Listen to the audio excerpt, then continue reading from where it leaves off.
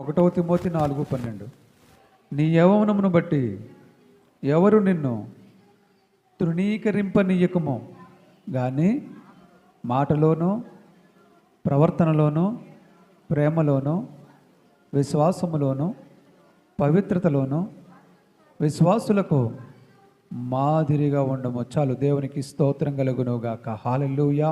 నీ యవనమును బట్టి ఎవరిని తృణీకరింపనీయకము. ఇక్కడ ఎన్ని సందర్భాలు ఉన్నాయంటే, మాటలో తృణీకరింపనీయకము, పవిత్రతలో తృణీకరింపనీయకు, ప్రవర్తనలో తృణీకరింపనీయకు, ప్రేమలో తృణీకరింపనీయకు, విశ్వాసములో తృణీకరింపనీయకము. నువ్వు ఎలా ఉండాలంటే చివరికి విశ్వాసులందరికీ మాదిరిగా ఉండాలి. అంటే సంఘములో ఉన్న బిడ్డలందరూ కూడా నిన్ను చూసి నేర్చుకోవాలి. అలా నువ్వు ఉండాలి. సంఘములో ఉన్న బిడ్డలందరూ నిన్ను చూసి నేర్చుకోవాలి. నిన్ను ఎవరూ తృణీకరించకూడదు. అంటే ఇటు వాడా అదా చాలాసార్లు చెప్పేవాళ్ళే ఇంకా నయ్యం అంటారు. ఎందుకని? వాళ్ళు ఎందుకు ఏ విషయంలో కూడా వాళ్ళు మనకి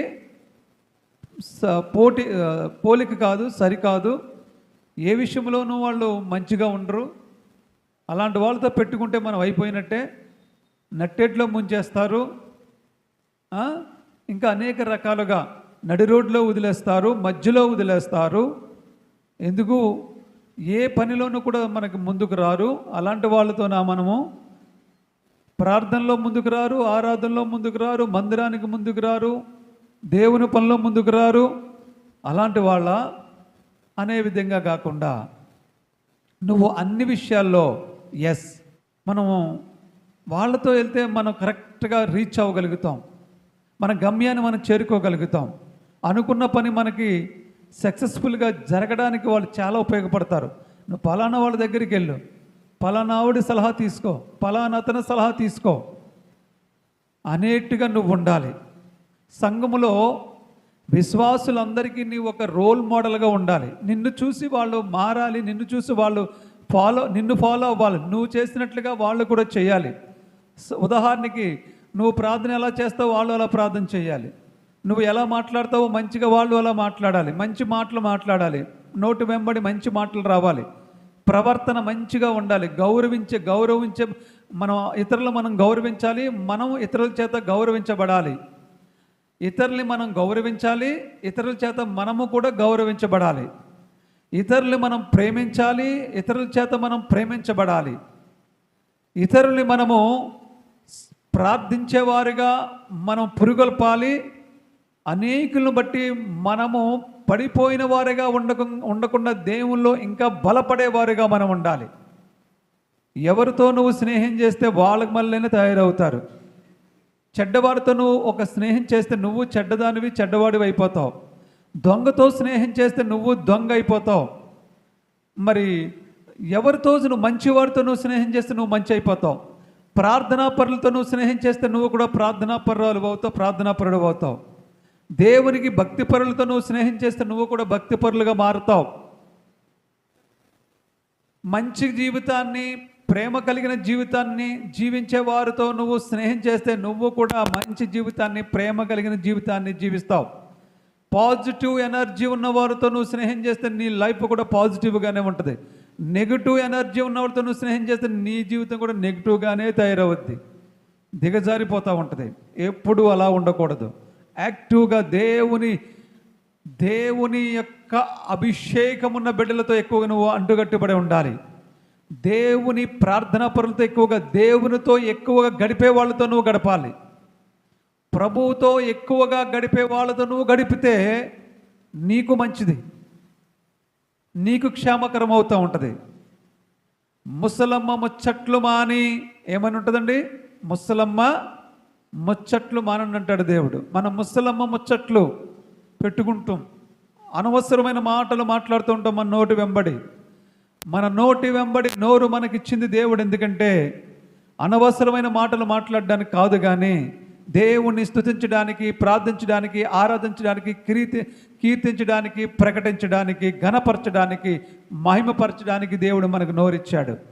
అలాగే ఆ నోరుని మనం కూడా ఉపయోగించుకోవచ్చు. మనం ఆహారం భుజించడానికి, మన పనులు మనం చేసుకుని మంచిగా చక్కగా అవతల వాళ్ళతో మాట్లాడడానికి, మనం మాట్లాడితే మంచి ముత్యాలు రాలినట్లుగా ఉండాలి. కొంతమంది అంటూ ఉంటారు, అబ్బా నువ్వు మాట్లాడుతుంటే దోషులు పట్టి ఏరుకోవచ్చు అంటారు కొంతమంది. హల్లెలూయా. ఏమంటారండి? నువ్వు మాట్లాడితే కింద దోషులు పట్టుకోవచ్చు. ఎందుకు అంటే రత్నాలు ముత్యాలు రాలేట్లుగా ఉన్నాయి నీ మాటలు. దేవునికి మహిమ కలుగును గాక. అలా గౌరవించబడాలి మనం. మన గురించి అలాగా పలికే వాళ్ళుగా మనం ఉండాలి. అవతల వాళ్ళు మన గురించి అలా పలికేలా మన మాటలు ఉండాలి.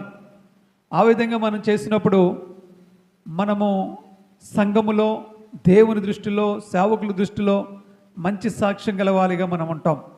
ప్రవర్తన అలాగే ప్రేమలోను, పవిత్రతలోను, విశ్వాసములోను అన్ని విషయాల్లో కూడా మాదిరికరంగా ఉండాలంట.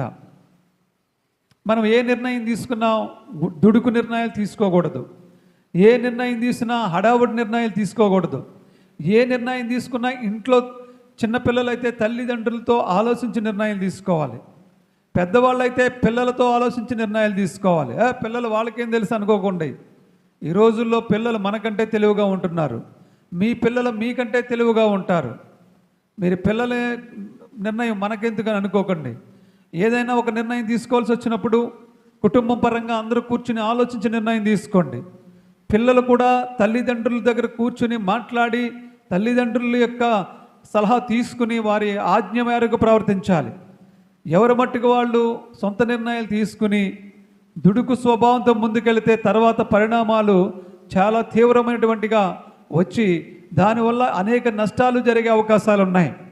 బైబిల్ గ్రంథంలో ఒక గొప్ప కుటుంబం ఉంది, ఒక పెద్ద కుటుంబం ఉంది.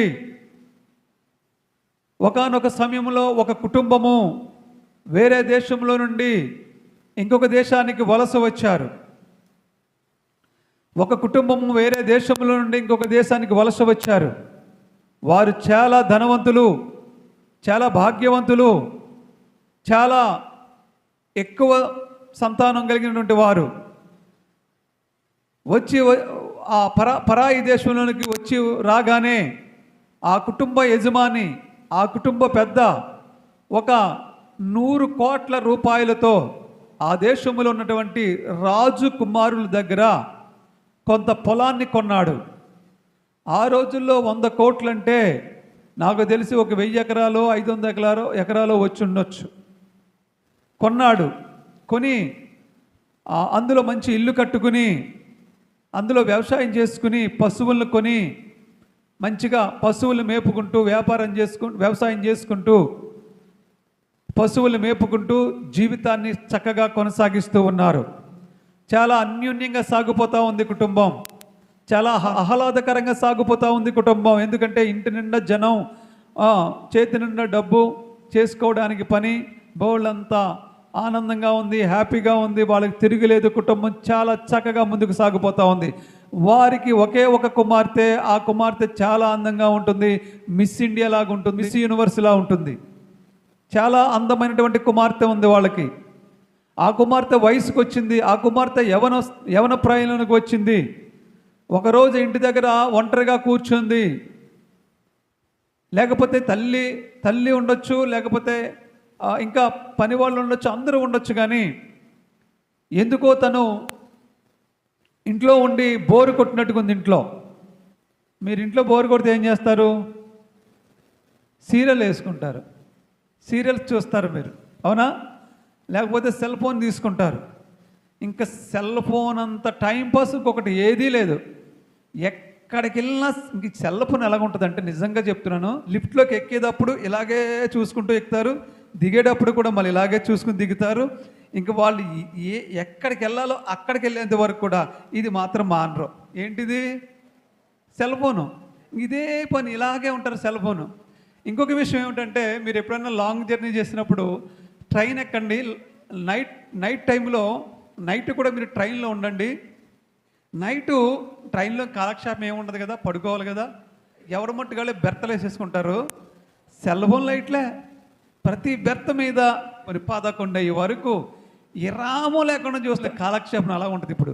అయితే ఆ టైంలో సెల్ ఫోన్ లేవు, సీరియల్ చూద్దామంటే టీవీలు లేవు, సొల్లేసుకుందామంటే ల్యాండ్లైన్ ఫోన్లు లేవు, ఏమీ లేవు.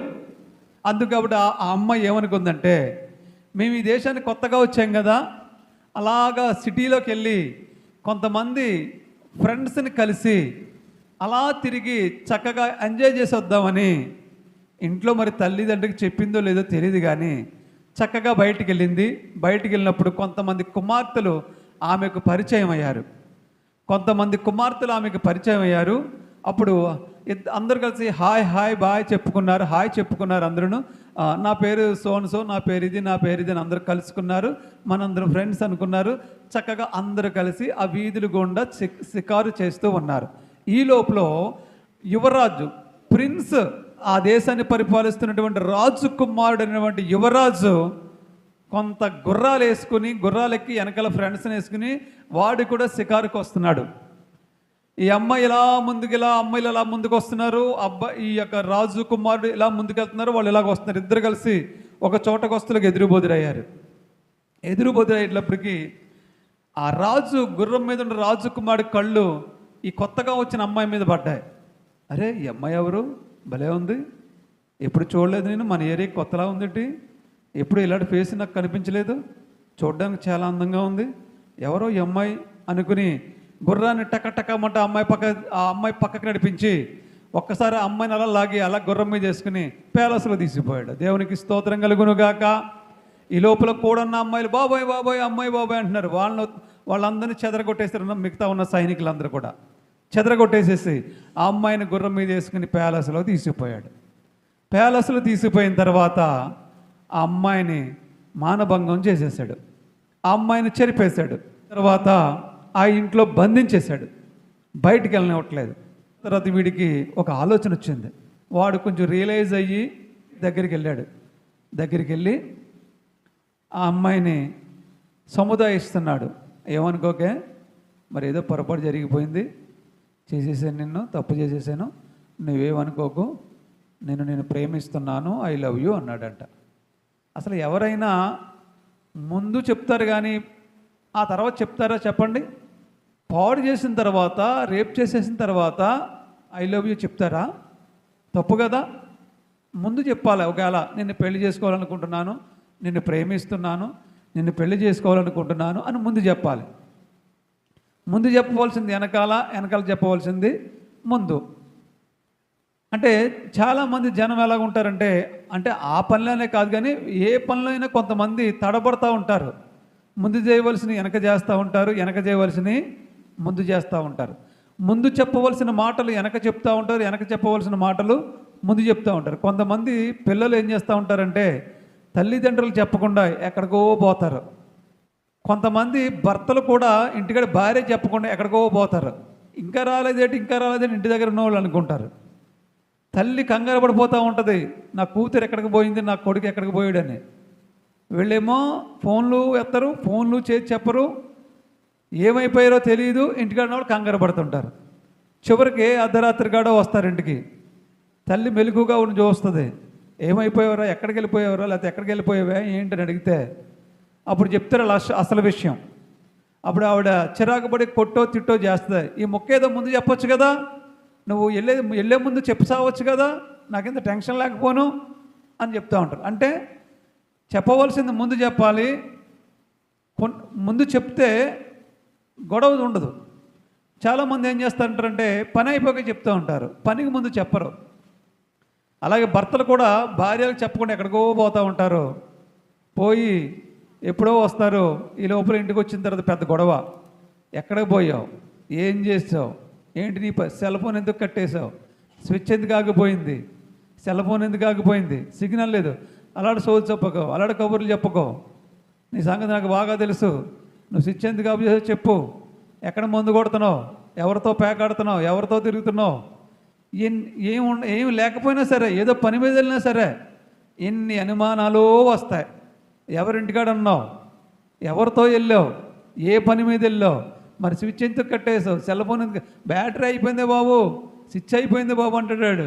అలాంటి నువ్వేం చెప్పకు, నీ సంగతి నాకు తెలియదు అనుకుంటున్నావు, ఇలాంటి ఎన్నిసార్లు జరగలేదు చెప్పు నువ్వు, అంతే గొడవ. అక్కడ పెద్ద పెద్ద గొడవ అయిపోద్ది, స్ట్రీట్ ఫైట్ అయిపోద్ది అక్కడ.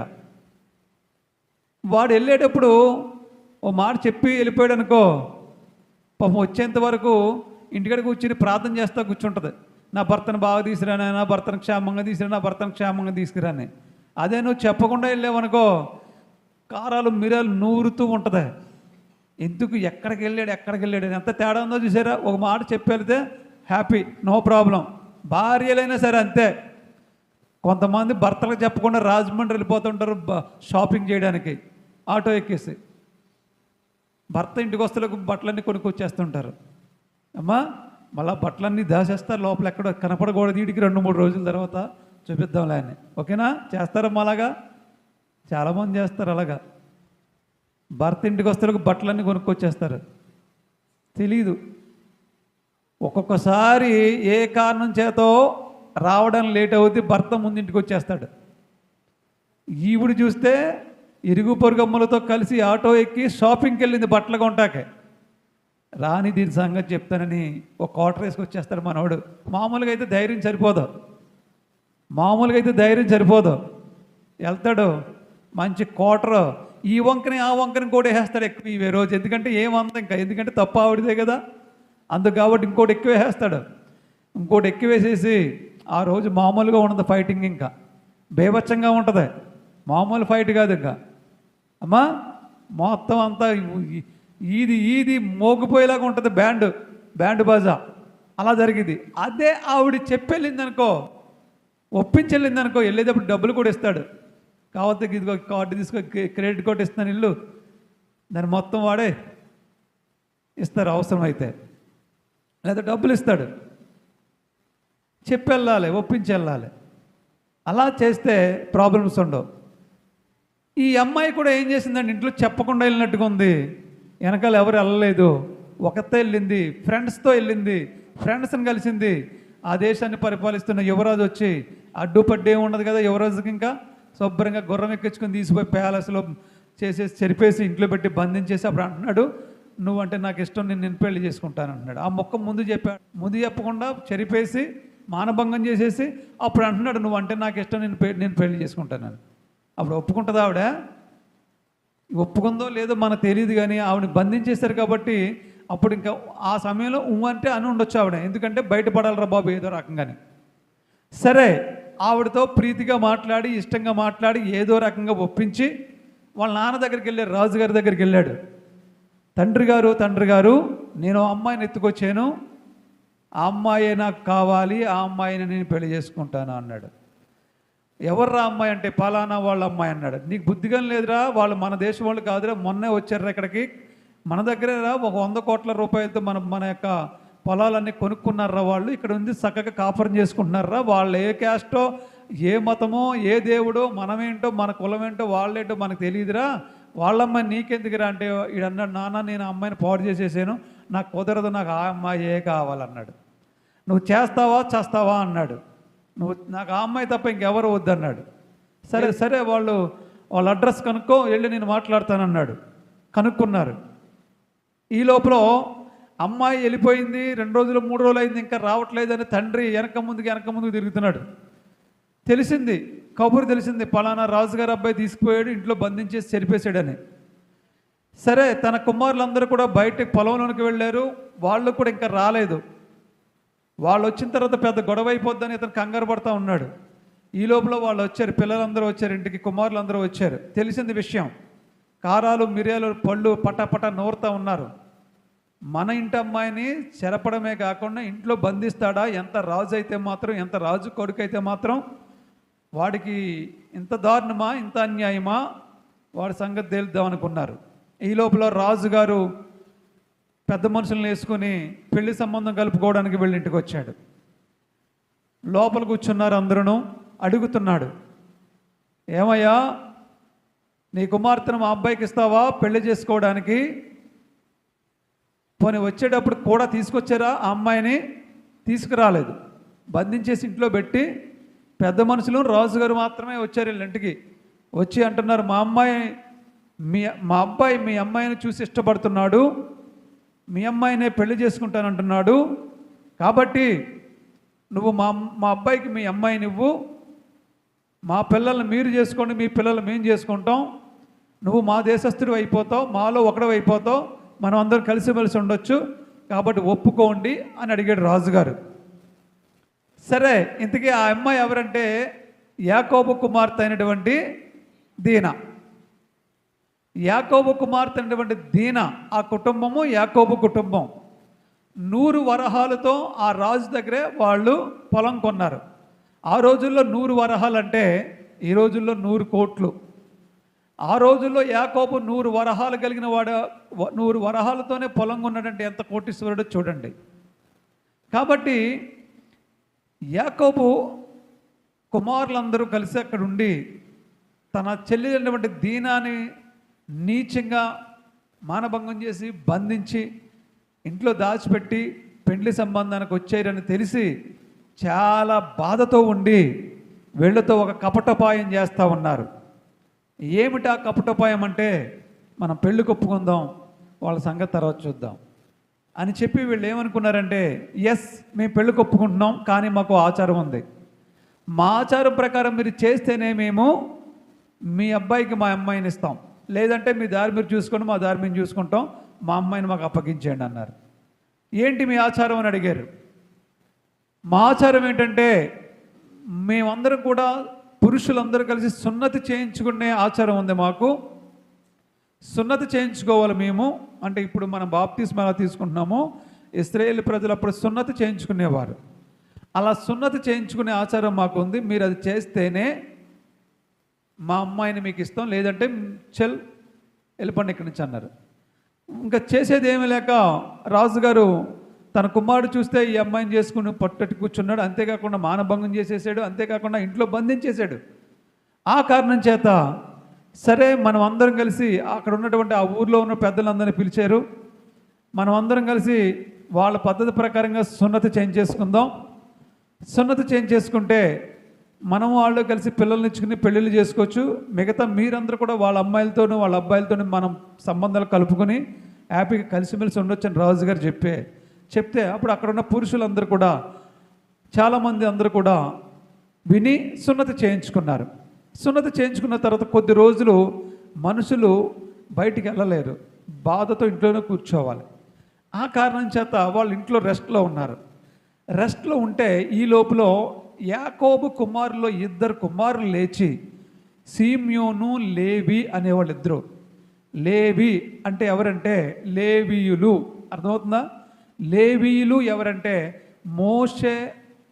మోషే ఉన్నాడు కదా, మోషేకు సంబంధించినటువంటి పితరులు. మోషే తర్వాత వాళ్ళని దేవుడికి యాజకులుగా, దేవుడికి యాజక ధర్మం చేసేవాళ్ళు ఎవరైతే ఉన్నారో వాళ్ళు లేవీయులు. ఆ లేవీలే ఈ లేవి కుమారులు అన్నమాట. యాకోబు కుమారులో లేవి యొక్క కుమారుల సంతానమే లేవీలు అంటారు. ఆ లేవి ఒకడును సీమ్యోను ఒకడును వీళ్ళిద్దరు కలిసి ఏం చేశారంటే 2 పెద్ద ఖడ్గాలు తీసుకుని వెళ్ళి సున్నతి చేయించుకుని బాధపడుతూ ఇంట్లో కూర్చున్న పురుషులందరినీ ముక్కల కింద నరికి చంపేశారు. వెళ్ళి మొత్తం అందరూ ఒక్కడిని కూడా లేకుండా మొత్తం లేపేశారు. అంతా అక్కడికి వెళ్ళి మా చెల్లెల్ని ఇంత దారుణంగా రేప్ చేసిందే కాకుండా ఇంట్లో బంధించి మీరు సంబంధం కలుపుకుంటారా? మీరు ఇందాక చెప్పాను మీకు ఒక మాట, నేను ముందు చేయవలసింది వెనకాల చేయవలసింది ముందు చేస్తే పరిణామాలు చాలా తీవ్రంగా ఉంటాయిరా బాబు అని. వీళ్ళు ఏం చేయాలా, ఆ అమ్మాయి అందంగా ఉంది, చాలా బాగుంది అని నచ్చినప్పుడు వాడు ఏం చేయాలంటే, రాజు కొడుకే కదా, వెంటనే ఇంటికి వెళ్ళి అదిగో అమ్మాయి నాకు నచ్చింది నాన్న, వాళ్ళ పెద్దలతో మాట్లాడి నాకు పెళ్లి చేస్తావా, పెళ్లి చేయమంటే ఇంచక్క చేద్దరు. కానీ వీడు ఏం చేశాడు, వెంటనే గుర్రం ఎక్కించుకొని పేలస తీసిపోయి రేప్ చేసేసి ఆ తర్వాత అంటున్నాడు నాకు పెళ్లి కావాలని. అది చాలా బాధించింది యాకోబు కుమారులకి.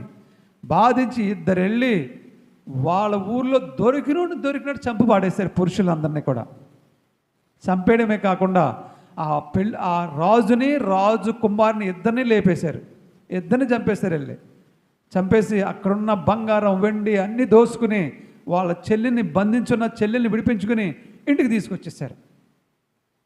యాకోబు అంటున్నాడు, ఇంత ఘోరమైన పని చేశారట మీరు, ఈ ఊర్లో వాళ్ళందరూ ఏకమై వస్తే నా కుటుంబం నేను ఏమైపోవాలరా, ఇలాంటి పని చేసేదటరా మీరని తిట్టాడు. తిడితే అప్పుడు ఆ కొడుకులు 2 అన్నారు, ఏంటి నాన్న నువ్వు అలాగన్నావు, నా చెల్లెలంటే ఒక ఎబిసారిని చేసినట్లుగా రేపు చేస్తారా వాళ్ళు, ఇంట్లో దాసి బంధించేస్తారా అంటే వాళ్ళ ఉద్దేశం మామూలుగా అడగొచ్చు కదా, వచ్చి పెళ్లి కావాలంటే మామూలుగా వచ్చి అడగొచ్చు కదా, ఇష్టపడి ఒప్పించి పెళ్లి చేసుకోవచ్చు కదా, బ్రతిమాలాడవచ్చు కదా అన్నట్లుగా వాళ్ళు ఒక ఒక ఒక ఒక వ్యభిచారికి చేసినట్లుగా నా చెల్లెల్ని ఇంట్లో బంధించి చేస్తే మేము ఊరుకుంటామా అని చెప్పారు. చూడండి, ఒక ఒక అమ్మాయి, ఒక యవన ప్రాయంలో ఉన్న ఒక అమ్మాయి తీసుకున్న నిర్ణయం వల్ల అన్నలు ఏమైపోయారు, నరహంతకులు అయిపోయారు. అవునా, నరహంతకులు అయిపోయారు వాళ్ళు. అలాగే ఒక అబ్బాయి వెనక ముందు ఆలోచించకుండా విచక్షణ రహితంతో ఆ అమ్మాయిని రేప్ చేయడం కారణంగా ఆ కుటుంబంలో ఉన్నటువంటి ప్రతి పురుషుడు, ఆ ఊర్లో ఉన్న ప్రతి పురుషుడు కూడా చనిపోవడానికి కారణమయ్యాడు. వాళ్ళ రాజ్యం కూడా పాడైపోవడానికి కారణమయ్యాడు. యవన బిడ్డలు చాలా జాగ్రత్తగా ఉండాలి సుమా. పెద్దోళ్ళు అయితే ఆలోచించి నిర్ణయం తీసుకుంటారు. యవన బిడ్డలు ఆలోచించరు. దేనా ఆలోచించలేదు. ఇంటికాడ చెప్ప పెట్టకుండా వెళ్ళిపోయి ఉంటుంది. ఫ్రెండ్స్ని కలుసుకుంటా వెళ్ళిపోయింది. ఆ దేశపు కుమార్తెను కలవడానికి వెళ్ళింది. 34వ అధ్యాయం ఆదికాండం చూడమ్మా. ఆదికాండం 34వ అధ్యాయము మొదటి నుండి చదువు. లేయా యాకోబునకు కనిన కుమార్తెను దీనా. చూడండి, ఆ దేశపు కుమార్తెలను చూడ వెళ్ళిందంట. లేయాకి యాకోబుకి పుట్టినటువంటి కుమార్తె దీనా చాలా అందంగా ఉంటుందంట. అయితే ఆవిడ ఎందుకు వెళ్ళిందంటే ఫ్రెండ్స్ను కలవడానికి వెళ్ళింది. కుమార్తెలను ఆ దేశంలో ఉన్న కుమార్తెలను కలవడానికి వెళ్ళింది. బయటికి వెళ్ళి వీళ్ళందరూ కలిసి షికారుకి వెళ్ళి ఉంటారు. అక్కడ అన్ని విధాలుగా రాయలేదు కానీ మనం కొంచెం అర్థం చేసుకోవాలి. ఆ దేశపు కుమార్తెలను చూడ వెళ్ళింది. అలా వెళ్ళిన కారణం చేత అక్కడ ఆ రాజు చదవమ్మా. ఆ దేశము నేలిన హమోరు కుమారుడైనటువంటి షెకెము ఆమెను చూసి ఆమెను పట్టుకుని ఆమెతో సైనించి ఆమెను అవమానపరిచెను. అమ్మా, అతని మనస్సు యాకోబు కుమార్తెను దీన మీదనే ఉండెను. అతను ఆ చిన్నదాన్ని ప్రేమించి ఆమెతో ప్రీతిగా మాట్లాడి ఆ చిన్నదాన్ని తనకు పెండ్లి చేయమని తన తండ్రి అయిన హామోరుని అడిగిన దేవునికి స్తోత్రం కలుగును గాక. హల్లెలూయా. ఈ విధంగా దీనా ఆ షెకెము తొందరపాటు నిర్ణయాల వల్ల, దుడుకు స్వభావాల వల్ల ఎంతో నష్టాన్ని చవిచూడవలసి వచ్చింది. యవన బిడ్డలు మనం చాలా జాగ్రత్తగా ఆలోచన చేయాలి. తొందరపాటు నిర్ణయాలు ఎవరు కూడా మీరు తీసుకోకూడదు. తొందరపాటు ఆలోచనలు ఎవరు కూడా మీరు తీసుకోకూడదు. పెద్దల్ని ఆలోచించాలి. ఒకవేళ దీనా బయటికి వెళ్ళేటప్పుడు తన తల్లితో తండ్రితో చెప్పుంటే, అమ్మా నువ్వు ఒంటరిగా వెళ్ళొద్దు, ఇది మన దేశం కాదు, మనం కొత్తగా వచ్చాము ఇక్కడికి, మన ఇంట్లో 1 మంది పనోళ్ళు ఉన్నారు, లేకపోతే మీ వదిళ్ళు ఉన్నారు, నీకు 12 మంది అన్నలు ఉన్నారు, ఇగో చిన్నదన్నో పెద్దదన్నో మయమోదన్నో లేదా పెద్దన్ననో చిన్ననో ఇంకొక అన్ననో కూడా తీసుకెళ్ళు, లేకపోతే వాళ్ళకి పుట్టిన పిల్లలు ఉంటారు, ఆ పిల్లలు ఎవరినో తీసుకెళ్ళు, లేకపోతే మన పనోళ్ళు ఉన్నారు 1 మంది పనోళ్ళు తీసుకెళ్ళని చెప్తురు. కానీ ఒంటరిగా వెళ్ళింది. వీళ్ళెవ్వరికి చెప్పుండదు, అందుకే ఒంటరిగా వెళ్ళింది. వెళ్ళి ఆ కుమార్తెలతో షికారు చేసింది. రోజులు అస్సలు బాగలేదు. ఈ రోజులు కూడా చాలా దారుణంగా ఉన్నాయి. మనం వెళ్ళకూడదని నేను చెప్పట్లేదు, కానీ వెళ్ళాలి. కానీ వెళ్ళే ప్రాసెస్ అనేది కొంచెం జాగ్రత్త ఉండాలి. వెళ్ళేటప్పుడు అనేక జాగ్రత్తలు తీసుకోవాలి. మనం ఎక్కడికి బయలుదేరుతున్నాం, ఎక్కడికి వెళ్తున్నాం, మనకు ఒక నిర్దిష్టమైన ప్రణాళిక ఉండాలి. కరెక్ట్గా ఏదైతే ట్రాన్స్పోర్ట్, ఏదైతే మనం దేని మీద వెళ్ళాలనుకుంటున్నామో, దేని మీద రావాలనుకుంటున్నామో, ఇవన్నీ జాగ్రత్తగా ఉండాలి. గవర్నమెంట్ కూడా చాలా ఫెసిలిటీస్ ఇచ్చింది ఇప్పుడు స్త్రీలకి. దేవునికి మహిమ కలుగును గాక. కాబట్టి యవన బిడ్డలు జాగ్రత్తగా నేర్చుకోవాల్సింది ఏంటంటే, నీ యవనమును బట్టి నిన్ను ఎవరు తృణీకరించకుండా జాగ్రత్తగా చూసుకో. అంటే మనము యవనములో ఉన్నప్పుడు మనం ఏం చేస్తామంటే ఇష్టానుసారంగా నడుస్తూ ఉంటాం. యవనములో మనకు ఏముంటుందంటే మంచి బలం ఉంటుంది, అందం ఉంటుంది, శత్రువు ఉంటుంది, తెలివి ఉంటుంది. ఇంక మనం ముందు ప్రపంచాన్ని జయించేస్తాం అన్నట్లుగా ఉంటారు. అందుకే దేవుడు అన్నాడు, అలాంటి యవన ప్రాయములో నిన్నెవరు తృణీకరించకుండా చూసుకో. నువ్వు యవనంలో ఉన్నప్పుడు యవనేచ్ఛలకు దూరంగా పారిపోమని చెప్తున్నాడు దేవుడు. ఆ మాట నేను మీకు చదివిస్తాను చూడండి. 2 తిమోతి 2:22. 2 తిమోతి 2:22. నీవు యవనేచ్ఛల నుండి పారిపోము, పవిత్ర హృదయులై ప్రభువునకు ప్రార్థన చేయవారితో కూడా అమ్మా నీతిని, విశ్వాసమును, ప్రేమను, సమాధానమును వెంటాడుము. నువ్వేం చేయాలంటే యవన బిడ్డలు యవనేచ్ఛల నుండి పారిపోవాలంట. యవనేచ్ఛలు అంటే ఏమిటంటే యవన ప్రాయంలో ఉన్నప్పుడు సాధారణంగా అబ్బాయిలు కానీ అమ్మాయిలు కానీ బాయ్ ఫ్రెండ్స్, గర్ల్ ఫ్రెండ్స్ ఉండాలని ఆశపడతా ఉంటారు. ఇప్పుడు బ్రేకప్ ఎలా జరుగుతుందంటే, బ్రేకప్ పార్టీలు ఎలా ఉన్నాయంటే, ఇంతకుముందు బ్రేకప్ జరిగింది అనుకోండి, అంటే ఫ్రెండ్స్ ఇడిపోయారు అనుకోండి, అబ్బాయి ఇడిపోయారు అనుకోండి, ఇంతకుముందు అబ్బాయి నేను అమ్మాయిని పెళ్లి చేసుకోలేకపోయినా ప్రేమించానని బాధతో, బెంగతో వాడు బికారి వాళ్ళ తయారైపోయి మందుకు అలవాటు పడిపోయి ఇంక వాడు ఎందుకు పనికి రాకుండా అయిపోయేవాడు. ఇప్పుడు ఎలాగుంటున్నారు తెలుసా?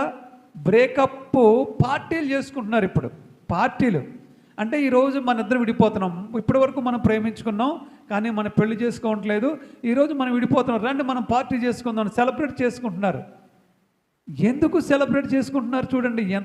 ఇంతకుముందు అయితే బికారి వాళ్ళు అయిపోయి, అయ్యో నేను ఆమెను పెళ్లి చేసుకోలేకపోయాను, అయ్యో నేను అతన్ని పెళ్లి చేసుకోలేకపోయాను, మేము ప్రేమించుకున్నాం కాదు అని బాధపడుతూ జీవితాంతం బాధపడేవారు. ఇప్పుడు ఎలా ఉన్నారంటే పార్టీ చేసుకుంటున్నారు, బ్రేకప్ పార్టీ అంటున్నారు.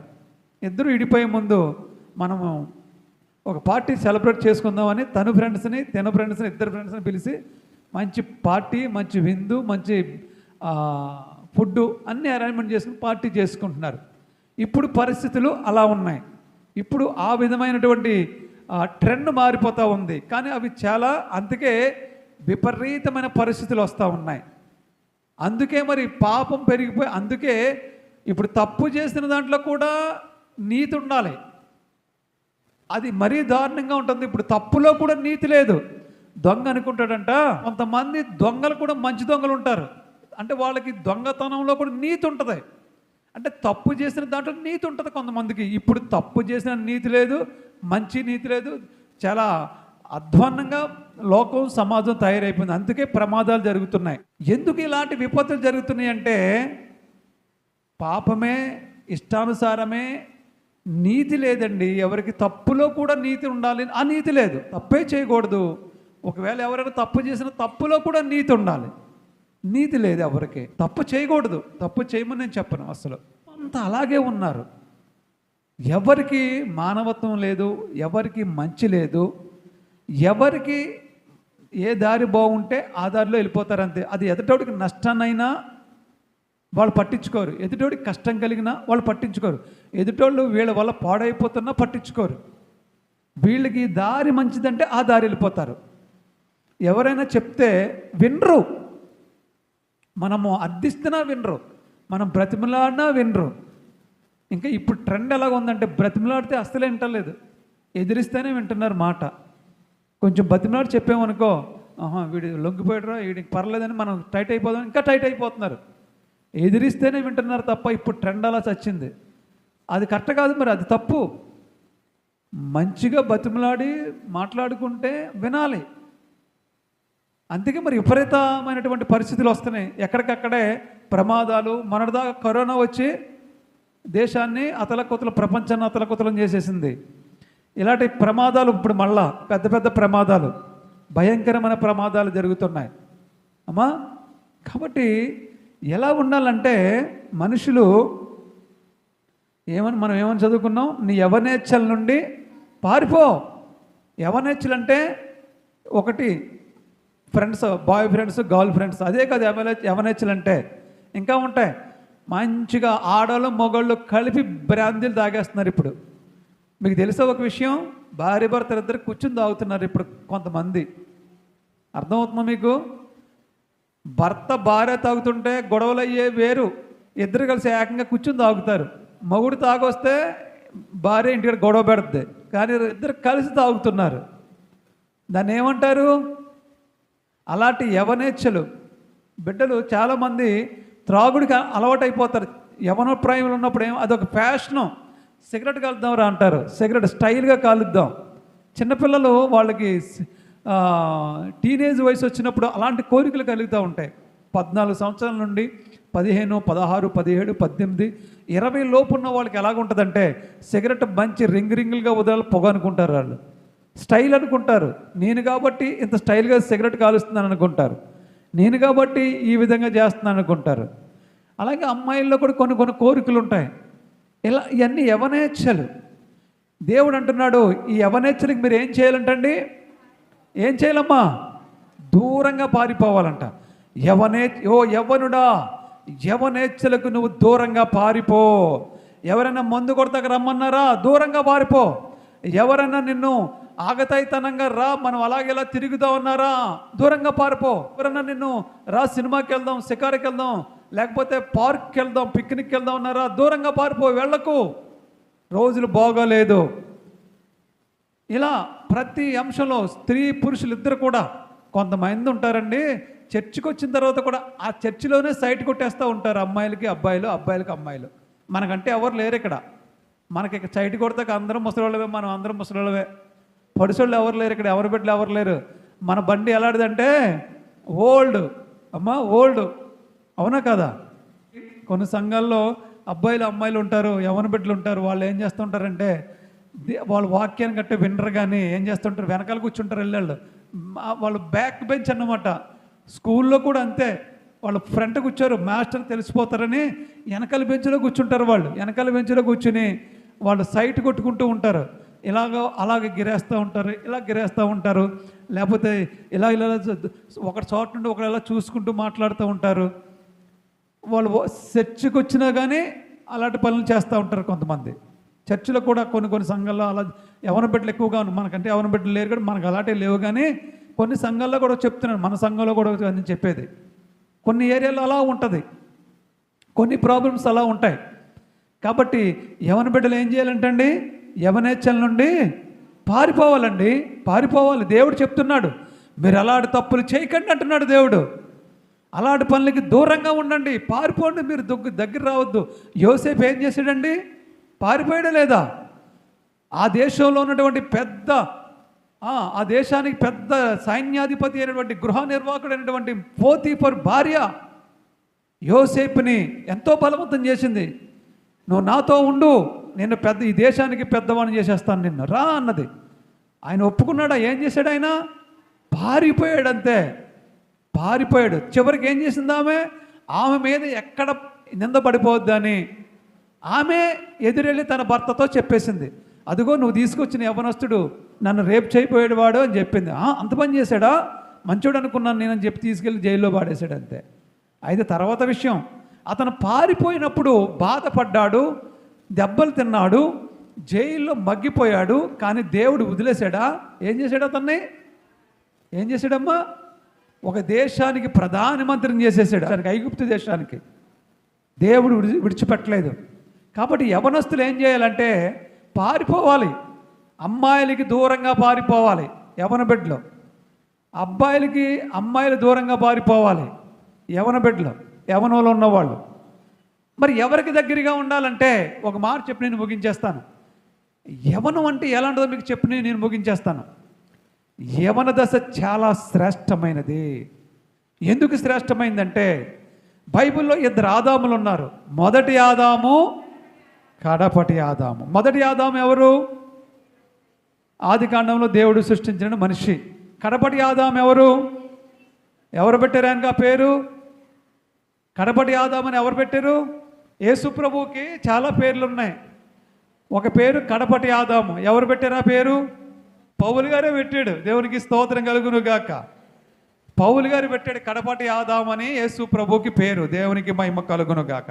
ఇప్పుడు వాళ్ళిద్దరి మధ్య ఒక మాట చెప్తాను నేను. ఏంటంటే మొదటి ఆదాముకి బాల్యం లేదు. మొదటి ఆదాముకి బాల్యం లేదు. కడపటి ఆదాముకి వృద్ధాప్యం లేదు.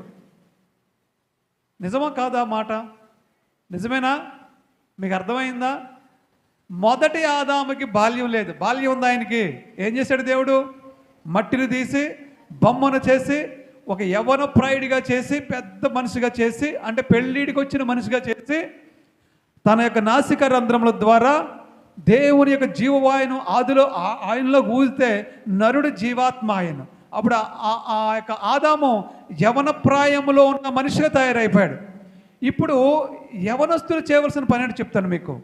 ఇప్పుడు ఆదాము బొమ్మలో జీవం వెళ్ళిన తర్వాత, మనిషి అయిన తర్వాత లేచాడు పైకి. ముందు లేవలేదు, కళ్ళు తెరిచాడు. ఓకే, బొమ్మగా ఉన్న మనిషిని ప్రాణం పోసిన తర్వాత కళ్ళు తెరిచాడు. కళ్ళు తెరవగానే ఇలా పడుకుని ఉన్నాడు ఎల్లకితలా, బొమ్మ మనిషి అయ్యాడు. కళ్ళు తెరిచాడు. కళ్ళు తెరవగానే ఫస్ట్ ఎవరు చూశారు? ఎవరిని చూశాడు ఆదాము? ఫస్ట్ చూసింది ఎవరినంటే తండ్రి అయిన దేవుణ్ణి మాత్రమే చూశాడు. ఇలా కళ్ళు తెరవగానే అక్కడ తండ్రి అని దేవుడు ఉన్నాడు. ఎందుకంటే అప్పుడే ప్రాణం పోసాడు దేవుడు. ప్రాణం పోసిన వెంటనే కళ్ళు తెరిచాడు. చూడగానే ఎవరు కనపడుతున్నారంటే దేవుడు కనపడుతున్నాడు. ఎస్. తర్వాత లేచాడు పైకి, మాట్లాడాడు. ఎవరితో మాట్లాడాడు? ఎవరితో మాట్లాడాడు? తండ్రితోనే మాట్లాడాడు. చూడడం ఆయన్నే చూశాడు, మాట్లాడడం ఆయనతోనే చూశాడు. అప్పుడు ఆదాము ఏ ప్రాయంలో ఉన్నాడు? యవన ప్రాయంలో ఉన్నాడు.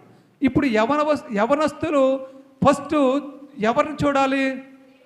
యేసు ప్రభుని చూడాలి. ఎవరితో మాట్లాడాలి? యేసు ప్రభుతోనే మాట్లాడు. కానీ మన వాళ్ళు ఎవరితో మాట్లాడతారంటే సెల్ ఫోన్లో సొల్లు కబుర్లు వేసుకుంటూ మాట్లాడతారు. పొద్దున్నే లేవగానే సెల్ ఫోన్ టింగ్ టింగ్ అని మెసేజ్లు వస్తుంది. వాడు కళ్ళు ఇలా ఇంకా కళ్ళు లెగవగానే చూడకుండానే ఫోన్ మాట్లాడేస్తూ ఉంటారు. అది కాదు. యవన బిడ్డలు ఏం చేయాలంటే, నువ్వు నిద్రలోంచి ఇలా కళ్ళు ఇలా తెరవగానే అక్కడ నీకు దేవుని వాక్యం కనపడాలి. నువ్వు దేవుని వాక్యాన్ని చూడాలి. నువ్వు మంచం దిగిన వెంటనే దేవునితో మాట్లాడాలి. అంటే దేవునికి ప్రార్థన చేయాలి. దేవునితో మాట్లాడడం అంటే యవన బిడ్డలు అది చేయాలి. దేవునికి స్తోత్రం కలుగును గాక. హల్లెలూయా. అది చేయకపోవడం వల్లే అనేక అనర్థాలు జరుగుతూ ఉన్నాయి ఈ లోకంలో, ఈ దేశంలో, ప్రపంచంలో, ఎక్కడైనా సరే. కాబట్టి మనం నేర్చుకోవాల్సింది ఏంటంటే, యవన బిడ్డలు యవనేచ్ఛల నుండి ఏం చేయాలండి? పారిపోవాలి. అలాగే యవన బిడ్డలు దేవునికి దగ్గరగా రావాలి. దేవుని సన్నిధిలో దగ్గరగా ఉండాలి. దేవుని పనిలో పాలిభాగస్తులుగా ఉండాలి. దేవుని ప్రార్థనలో ఎక్కువగా ఉండాలి. దేవుని పరిచర్యలో ఎక్కువగా ఉండాలి. దేవుని సువార్తలో ఎక్కువగా ఉండాలి. రోషము కలిగి జీవించాలి దేవుని కొరకు. అలా జీవించినప్పుడు దేవుడు అద్భుతమైన రిజల్ట్ ఇస్తాడు. వాళ్ళ భవిష్యత్తు ఎంతో అందంగా తయారవుతుంది. వాళ్ళకి మంచి కుటుంబం ఏర్పడుతుంది. మంచి అన్ని విధాలుగా సంతానం కానీ భాగ్యవంతులు అవుతారు. ఉద్యోగం వస్తుంది. మంచి డబ్బు సంపాదిస్తారు. మంచిగా జీవిస్తారు. మంచిగా ఆనందంగా ఉంటారు. అట్టి కృప మన అందరికీ దేవుడు దయచేయును గాక.